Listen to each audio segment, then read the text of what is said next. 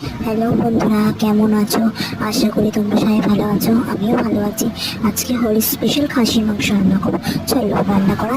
প্রথমে আমি আলুগুলোকে ভালো করে লাল লাল করে ভেজে নিয়েছিলাম, সিদ্ধই করে নিয়েছিলাম ভাজতে ভাজতে। তারপরে আমি মাংসের মধ্যে আদা রসুন বাটা, সর্ষে তেল, লঙ্কার গুঁড়ো, জিরের গুঁড়ো দিয়ে নুন হলুদ দিয়ে ভালো করে অনেকক্ষণ ধরে মাখিয়ে রেখেছিলাম।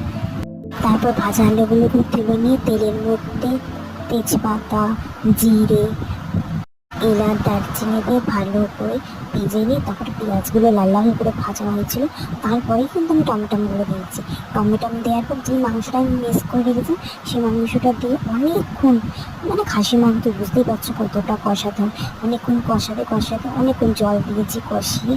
তারপরে জল দিয়ে ভালো করে নেড়েচে রাখলাম। 1 ঘন্টা ধরে কষিয়ে কষিয়ে সিদ্ধ হয়ে গেছে। তারপর জল দিয়ে ফুটিয়ে দিয়েছি, ফুটিয়ে নামিয়ে দিয়েছি। কি সুন্দর হয়েছিল বন্ধুরা।